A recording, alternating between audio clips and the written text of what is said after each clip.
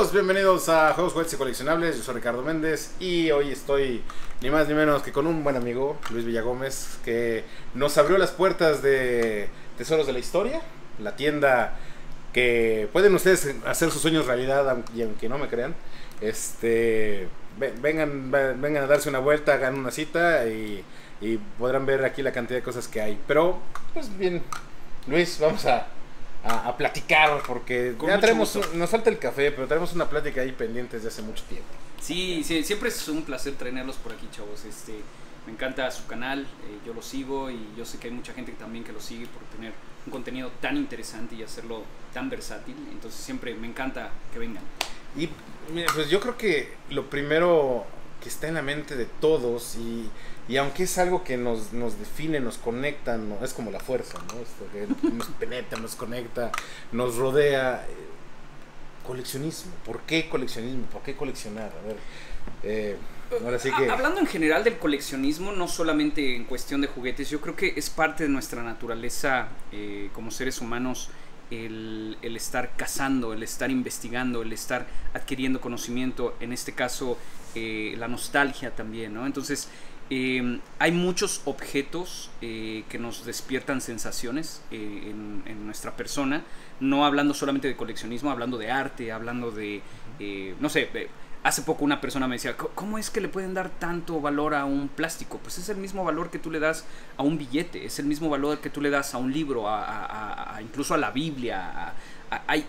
Si tú vas mucho más allá de que solamente es un pedazo de papel, sino es el contenido de lo que representa como objeto, yo creo que es una de las principales razones por las que empieza el coleccionismo, ¿no? Sí, definitivamente. Digo, cada quien tiene su propia, obviamente, definición, pero básicamente eso es en lo que todos convergemos, ¿no? En algo que me hace sentir. Más allá de lo que pueda costar algo económicamente, un valor monetario, siempre es el valor sentimental, el valor emocional. Y eso es algo en lo que todos nos podemos identificar. Y yo creo que por eso, digo, tú que has tenido la oportunidad de ir a convenciones especializadas, por ejemplo, ¿no? O sea, bueno, también, ¿no? Es el hecho de estar en Star Wars Celebration, ¿no? No es solamente todos somos fans de Star Wars, sino todos nos hermanamos porque en algún momento de nuestras vidas la película nos llegó, vaya, nos llenó, nos hizo sentir cosas que antes no habíamos visto, y el hecho de estar en la convención y encontrarte con esas personas y darte cuenta que estás compartiendo lo mismo, creo que eso es lo que hace bonito eso, sobre todo esas convenciones temáticas, ¿no? Por supuesto, la conexión que tenemos como seres humanos por un tema, cual sea que sea el tema, yo creo que nos ayuda a desarrollarnos como personas. Y bueno, en este caso el coleccionismo de Star Wars, el coleccionismo de juguetes, se basa mucho en la nostalgia. Sin embargo, estoy seguro también que hay gente que no solamente lo hace por eso, hay gente que lo hace por cuestiones de cultura, por cuestiones económicas, hablando de quien quiere invertir y quiere sacar más dinero después. Que la verdad es que es válido, no hay una manera de coleccionar realmente, sí, no somos nadie para decir cómo se tiene que coleccionar. Sin embargo, tenemos que seguir qué es lo que creemos nosotros y efectuarlo o hacerlo de tal manera que siempre pues estemos contentos con la manera de coleccionar. Pero en realidad yo creo que la conexión que hacemos como personas por un tema, cual sea que sea, es lo que es siempre muy interesante, ¿no?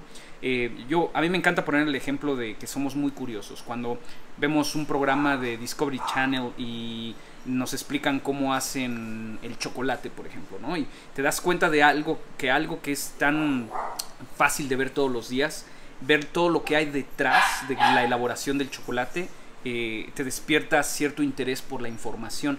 Lo mismo pasa con los coleccionables. Cuando tú te metes en algo que te gusta por algo tal vez muy personal, algo que viviste en tu infancia, pero te das cuenta de todo lo que ha pasado para poder ser producido, para poder ser transportado, para poder ser que llegue a tus manos, yo creo que se convierte en algo que te causa interés, y es donde inicia un coleccionista, ¿no?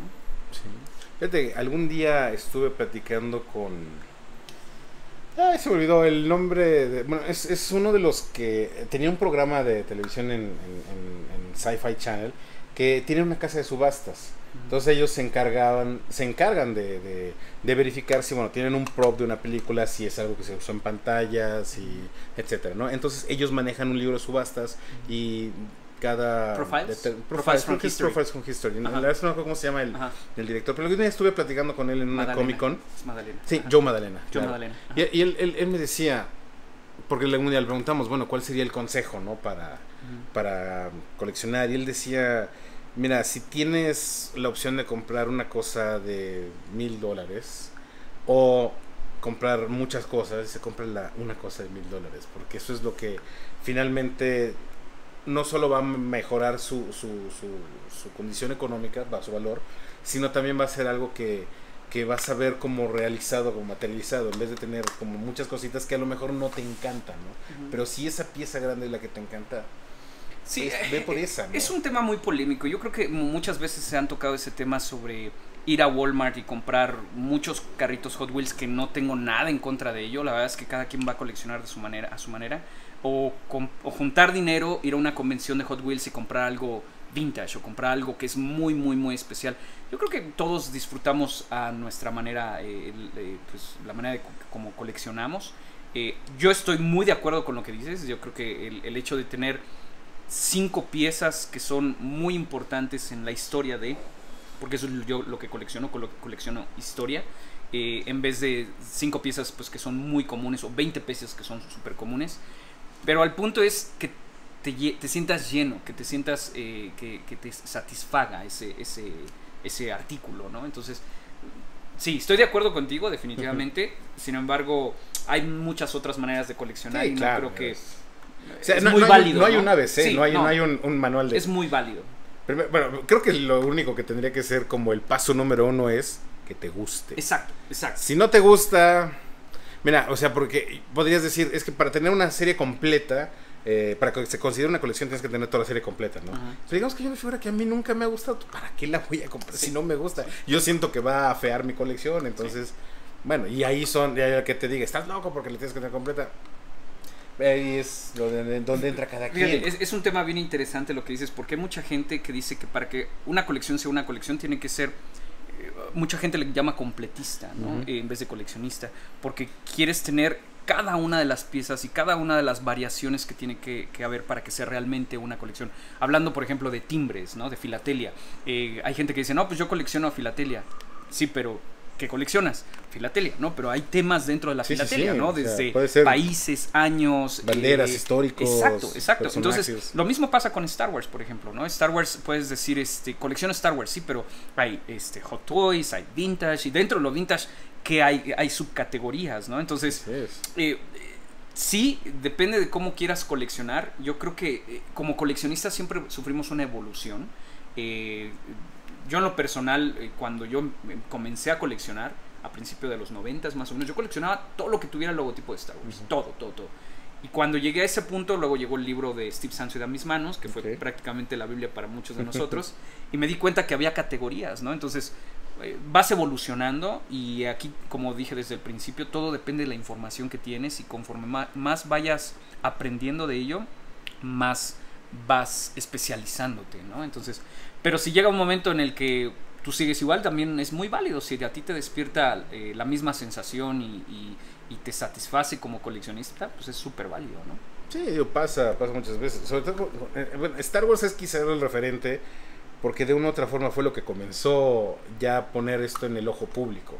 O sea, porque siempre ha habido coleccionistas, pero principalmente de numismática, de filatelia, pero siempre ha habido un coleccionista. Lo que pasa es que más o menos coincidió a principios de los 90 que alguien de repente salió que tenía su colección de Star Wars, y todo el mundo que sí la tuvo, pero la jugó y la perdió, la regaló, etcétera, se sintió esta nostalgia, y de ahí fue que el precio se escaló a lo que llegó a principios de los 90, una barbaridad de cosas. Pero digo, finalmente era eso, ¿no? O sea, muchos coleccionistas terminamos con colecciones algo apreciadas porque justo como decías, empezamos a coleccionar cosas. Yo tengo jabones, Sí. de pastas de dientes, de cereales, de las cosas que pues si ya no las comemos, pues lo voy a guardar, ¿no? De los empaques de papitas, tengo muchas de esas cosas que fueron porque me gustaron y porque incluía el logotipo de Star Wars o de Batman o de lo que fuera, ¿no? Y entonces ahora resulta que es parte de una colección importante, ¿no? Sí. Pero así va pasando, El que ¿no? es coleccionista es coleccionista. Fíjate, creo que jamás en ninguna entrevista he dicho yo qué fue lo primero que coleccioné de niño. Y siempre me gustaron, por ejemplo, las revistas, ¿no? Que llegué a coleccionar Mi Pingüín, llegué a coleccionar un librito muy bonito que se llamaba Mi Primera Enciclopedia de Oveja Negra, ¿te acuerdas? Sí, Eran sí, me súper acuerdo mucho bonitos. de eso, sí. Pero lo primero que yo recuerdo haber coleccionado fue, no sé si recuerdan esos botes de Nesquik y Express que de repente salían impresos y los guardabas el bote, la lámina, ¿no? Entonces, las papitas a veces traían salsas de diferentes, ¿no? Entonces yo agarré todas las sobrecitos de salsas y los empecé a coleccionar porque eran diferentes. Y todos los metí ahí en el bote de chocolate. Okay. Y lo dejé ahí en la casa olvidado. Y el día que me lo encontré y que lo destapé. Pero eso fue mi primer coleccionable. Yo te juro de haber tenido como, yo creo que 4 años más o menos, haber sido por ahí del 79, 80 más o menos. Y entonces el que es coleccionista es coleccionista. Sí, pues. Y yo, a pesar de que una de mis especialidades ha sido Star Wars y Masters of the Universe, Mask y algunas otras cosas, a veces te llama la atención la información de otros lugares, como la numismática, por ejemplo, ¿no? Los cómics, como algunas otras cosas que son realmente interesantes y que tú, por tu costumbre de ser coleccionista y de investigar, pues evolucionas, como estábamos diciendo, ¿no? Hablando de numismática, tenemos este ejemplo que justo me estabas mostrando. Esto es recién adquisición, ¿no? Sí. Esto es una moneda de $1 de Morelos de 1985. Sí, correcto. Y está engrabada, podemos decirlo, Sí, está acuñada Uh-huh. junto con lo que habría sido la primera moneda de la Nueva España. Uh-huh, aquí en México. Sí, es una moneda conmemorativa de la Casa de Moneda de México, que salió en 1985 y pues haciendo referente a los 450 años, ¿no? Entonces, es muy interesante, ¿ven? La verdad es que donde haya información, en cuestión de la numismática, por ejemplo, cubre la información, cubre todo lo que tiene que ver con arte, política, economía, coleccionismo, lógicamente, hasta incluso materiales preciosos, ¿no? Plata, oro, Uh-huh.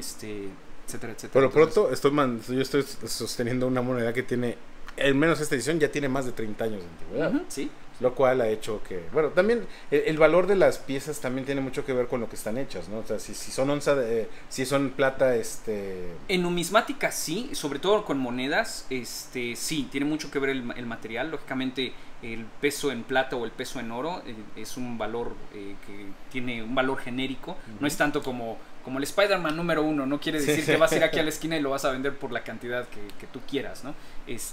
La plata y el oro pues es diferente. Sí, pues varía, y bueno, ya precio, ¿no? en la numismática lógicamente pues depende el acuñado y depende del año, ¿no? Uh-huh. Sí, es una cosa muy interesante. Digo, algún día hablaremos con más coleccionistas al respecto, porque me les voy a enseñar mi colección de numismática. También. Es que algún día me explicaban, es que hay billetes que están firmados y otros que no, sí. y que, o sea, no se usaba la misma placa para todo un tiraje, sino eran como 3 y cada era distinta. Entonces hay muchas variaciones, por lo pronto en moneda mexicana. Ahora si nos vamos a los de otros países, pues sí, hay mucho de dónde sacarle, ¿no? Pero, por ejemplo, es una otra cosa, ¿no? Aquí, bueno, lo que podemos ver dentro ahora sí que del cuadro. Digo, yo sé que ustedes han estado viendo un poco más de la tienda ahorita, pero hay cosas que por todos lados, a mí como joven, persona adulta que vivió mucho de esto, me trae recuerdos, ¿no? Pero también habrá personas que se preguntarán qué es este robotito de acá, ¿no? Y es totalmente válido, que esa es la parte histórica del asunto, ¿no? Al principio tal vez no te llama mucho la atención, como no nos llamaba mucho la atención estando en la escuela queriendo aprender de historia, pero conforme encuentras algo que te gusta, empiezas a investigar un poco más, ¿no? Sí. Por ejemplo, yo que me dedico mucho a coleccionar no solamente juguetes, sino música, bueno, ahí sí soy melómeno y ahí sí pierdo gacho, pero en cuanto a equipos de sonido, me encanta saber qué onda con los reproductores, formas de grabar música, de reproducir sonido. Este es el famoso XL2. 2XL. El 2XL, perdón. Sí, es el 2XL. Es un juguete que sacó Ensueño en México. En Estados Unidos no me acuerdo quién era. No me acuerdo si era Radio Shack no recuerdo yo tampoco, pero sí lo sacaron en Estados Unidos. Había uno en Estados Unidos. Sí. Y esto es un juguete interactivo. Ahora, este es uno de esas... jugando un poco con el principio de la computadora de tarjeta, que hacías una pregunta y según la programación de la tarjeta daba una respuesta. Esto es un reproductor propiamente de 8 tracks, que era un formato de cartucho musical donde tú tenías una cinta en un sinfín y podías leer por pistas, por eso eran 8 tracks, porque eran 4 pistas estereofónicas, entonces 2, 2, 2, 2, por eso son las 8, va bajando 1, 2, 3. Entonces tenía juegos programados y los cassettes iban con respecto a las respuestas, entonces pues jugabas con el aparato y entonces tú dabas tu opción y entonces te decía incorrecto o correcto, y era una forma de tener interactividad en finales de los 70, ¿no? Sí, principios de los 80. Principios de los 80. A mí lo que me llama mucho la atención es cómo llegaba a México y había gente que se tenía que estar a cargo de las traducciones, porque todo lo que estaba en México lógicamente estaba en español, ¿no? Y tener un juguete como ese en esa época era como tener tal vez el último iPad en este momento. Claro, que preguntabas, ¿cómo es que funciona? ¿Cómo sabe cuál es la respuesta correcta, ¿no? Exacto. Entonces, y ahora viéndolo desde un punto de vista más adulto y muchos años después, yo creo que la historia que hay detrás de quién hizo los doblajes, por ejemplo, qué casa lo hizo, cómo o si venían de España, o si se hicieron en Puerto Rico, etcétera. Eso es padrísimo. Eso yo creo que parte de lo que nos mantiene despiertos como coleccionistas, ¿no? Y eso de repente se vuelve así como esa pequeña pulga que te está como mordiendo acá de necesito conseguirlo esto. Por ejemplo, los juguetes siempre han sido caros, o sea, en cualquier época del mundo siempre han sido caros. Sí, y por ejemplo, justo lo que decías, el tener lo más reciente, un iPad actualmente es muy caro, o sea, todas las nuevas. Pero esta cosa que está acá redefinió los 80. Este es el Atari 2600 y esta es la primera edición porque es el totalmente negro.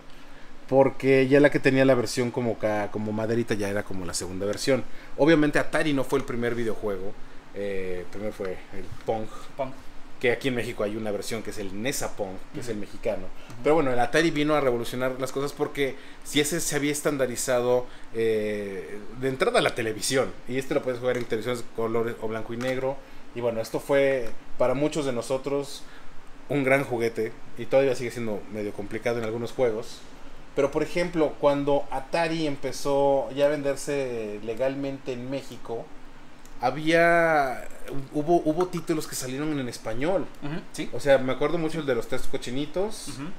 Y había otro título que las cajas dicen Atari de México, español, el libro viene en español. Y venían impresas, no venía un sticker donde venía la traducción, sino era impreso, ¿no? Sí, era todo un trabajo. Exactamente. De hecho, hubo muy pocos de esas versiones en español para el mercado mexicano, pero las hay. Y eso también se vuelve, no hablemos de un grial, pero sí se vuelve algo que a un coleccionista le llamaría más la atención. Por ejemplo, si yo encontrara estos cartuchos, que de hecho fue lo que pasó, me encontré de los 3 cochinitos y tenía las dos versiones para elegir. Yo agarré la que estaba en español. Me costaban lo mismo, ¿no? Pero pues yo agarré la que estaba en español porque para mí significa más. Pero fíjate, ese tema que estás tocando es un tema que incluso envuelve la política. Las cosas en los 70s y 80s que aparecían en español, específicamente en los 70s, principios de los 80s, era por una ley que había en el gobierno en donde decía que todos los juguetes que se tenían que vender aquí en México tenían que ser producidos aquí en México. Entonces, a pesar de que probablemente las tarjetas electrónicas de los cartuchos de Atari no eran producidos en México, eran importados, se ensamblaban aquí en México con ya materiales mexicanos, al igual que empaques mexicanos en español, para que legalmente se pudieran vender. Entonces, a quien no le guste la política, gracias a esas leyes, pues es que pudimos tener piezas 100% mexicanas con español mexicano, ¿no? Entonces, eso es de lo que te hablaba, ¿no? Ya como adulto que empiezas a investigar todas estas cosas, te das cuenta incluso de en qué situación estaba el país cuando tú eras niño, ¿no? Sí, que a su vez eso propició un submercado que fue el de la fayuca. Sí, o sea, lo que ahora ya no existe fayuca como tal, Pero entonces era el producto que no podía entrar legalmente al país, se comercializaba, ya se traía por maletas o por pago, por como quisieras. Y eso principalmente, en la Fayuca era sinónimo de electrónicos, principalmente. Pero ahí estaban los juguetes, había juguetes que llegaron de Fayuca, dulces. O sea, tú conseguir un Mamba antes del TLC era una cosa que no podías. Unos nerds o un Butterfinger, por ejemplo. Y que tristemente eso, del lado triste, por ejemplo, porque yo siempre he hablado de cuando entró el TLC. En esa época, para mí, yo tendría como, yo creo, 10, 11 años cuando eso. Y de repente fue de, mira, ya hay muchos juguetes y ya podemos conseguir estos, ¿no? Ahora, viéndolo en retrospectiva, dices, pues qué mal, porque eso fue el acabose para Lili, para la versión mexicana de IGA. Bueno, al final Lili cerró por otras razones, sin embargo, pero eso fue el golpe. Tiene que ver, mucho tiene que ver. Es que tuvo que haber un golpe muy duro que fue eso, ¿no? O sea, ya no estaban rehaciendo en México, sino ya entraba directo de ahora con manufactura de Hong Kong o de China, un poco más barata o lo que fuera. Y entonces, pues ya. Y eso vino a afectar un poco el mercado mexicano en muchos sentidos, ¿no? Pero en la parte del juguete también nos toca. Pero son los dos lados, ¿no? De niños decías, ya va a llegar todo. Pero pues sí, del otro lado, pues afectó. Fíjate que nunca pensé sentirme como, pues ya una persona mayor hablando de esas cuestiones, diciendo, no, pues todo lo que era de nuestra época, ¿te acuerdas? De no sé qué. Pero yo creo que eso conecta mucho con, casi todas las personas decimos, nuestra época fue la mejor época. Y realmente lo es, desde tu punto de vista, pero yo creo que tiene que ver más con la infancia, ¿no? Porque nosotros ahorita podemos decir, no, es que te acuerdas de esa época, pues las cosas eran mejor, y mucha gente dice, los niños salían más a jugar a la calle, y sí, en cierta manera entiendo la perspectiva, pero yo creo que todas las infancias que se viven siempre son la mejor época. No importa cuál sea la época, no importa. Yo recuerdo a escuchar a mis abuelos o a mi madre decir, cuando yo era niña, todo esto era pues mucho mejor y no sé qué, pero porque tenías un punto de vista en donde eras mucho más inocente y eso te hacía ver las cosas de una manera muy distinta y era más pura, por así decirlo. Y cuando te conviertes en adulto, te das cuenta pues de que las cosas no son todo como pensabas cuando eras niño, y esos recuerdos siempre de niño te transportan a un lugar mucho más puro, seguro o bonito, y por eso es que piensas que esa época pues siempre fue la mejor, pero era tu punto de vista como niño, claro, ¿no? Entonces la infancia que tienen ahorita los niños, en muchos aspectos lógicamente sí es un poco tal vez más peligroso, hay mucho más información, etcétera, etcétera. Sin embargo, lo que ellos están viviendo ahorita, ellos en algún momento van a decir, ¿te acuerdas cuando salió el iPhone? ¿Te acuerdas cuando salió el iPad? Uy, sí, ¿te acuerdas de esas cosas? Son viejísimas, qué buenos tiempos. Pero era porque como infantes están abiertos a otro punto de vista, ¿no? Sí, pero la historia se repite. Sí, o sea, vamos al punto de acuerdo, ¿no? Vamos a jugar con esta idea de que todo tiempo pasado fue mejor, ¿no? Las teles ahora, ¿te acuerdas cuando casi todos teníamos tele de bulbos? Porque comprar unas de transistores, pues no todas las casas. Entonces, la tele, cuando la apagabas, se le quedaba un puntito en el cinescopio y se hacía un... Y entonces ya cuando se apagaba sabías que se había apagado. O cuando se calentaban los bulbos, entonces la imagen como que iba apareciendo, ¿no? Sí. O aquí está el señor Atari, ¿sí? El video, o sea, pon un PlayStation 4 ahorita. Sí. O sea, yo juraba que con el Real Sports de Atari habían hecho figuras humanas con el juego de americano y el de soccer, ¿no? Y yo estaba encantado con eso, ¿no? Juega cualquier Madden o FIFA ahorita y... Sí. O sea, los metieron a la pantalla. A veces, ¿no? Para mí es difícil ver qué es real y qué es virtual, ¿no? Con los juegos ahora, como son tan vívidos, los juegos de carreras, los de fútbol y todo eso, se me hace súper difícil a veces ver qué es realidad, ¿no? Digo, me tardo un poquito en ver qué es real. Yo te voy a confesar, y es verdad, básicamente yo aprendí a manejar jugando PlayStation. Porque el simulador de Need for Speed era muy bueno. Entonces, o sea, si tú agarrabas mal una curva, te volcabas. Sí, etcétera. O sea, ¿cómo se llama el algoritmo para el vehículo estaba muy bien cimentado en la física. Y entonces, si tú hacías algo mal, el vehículo reaccionaba como si estuvieras en realidad. Y digamos que ya cuando tomé el auto por primera vez y vi que, mira, lo puedo hacer más o menos igual, dije, entonces básicamente... Bueno, sí, obviamente sí, o sea, yo como casi todos los niños, tuve a mi papá aquí al lado diciéndome, no, eres un idiota. Pero después de eso no lo había tocado otra vez, hasta que me aventé con esto. Y no sé, quizás esa seguridad de, es como en el videojuego, lo estoy haciendo igual, ayudó, y bueno, ahorita llevo ya muchos años manejando, ¿no? Ya ven, Más de mamás, 20, ¿no? los videojuegos no son tan malos. Y el inglés también, de repente, si tú jugabas Zelda Sí. o cualquier role-playing, Final Fantasy, los más recientes, o Phantasy Star, que era el de Sega, todas las instrucciones estaban en inglés. Y entonces, ¿y cómo lo pasas? Ahí estaba el acertijo. Sí. O Sí, sea, esa es una muy de, positivos. eso es una de mis maneras, mi primer contacto que yo tuve con el inglés, más que en la escuela, fue viendo Star Wars. Lo vi tantas veces que ya sabía las connotaciones de los sonidos de las palabras y leer los subtítulos, y me ayudó mucho para la pronunciación. Entonces sí, definitivo. Cualquier cosa puede llegar a ser puro británico ahí. muy cultural. Sí, correcto. O sea, es un inglés bien pronunciado. Sí. Sí, así es. Sí, pues hay muchas cosas que efectivamente se ponen de poner, hablando de caricaturas, por ejemplo, ¿no? Ya entrando a los 90, toda esta etapa de Cartoon Network, Nickelodeon, yo ya estaba en una etapa de adolescencia en esa época, y a mí como caricatura no me gustaban.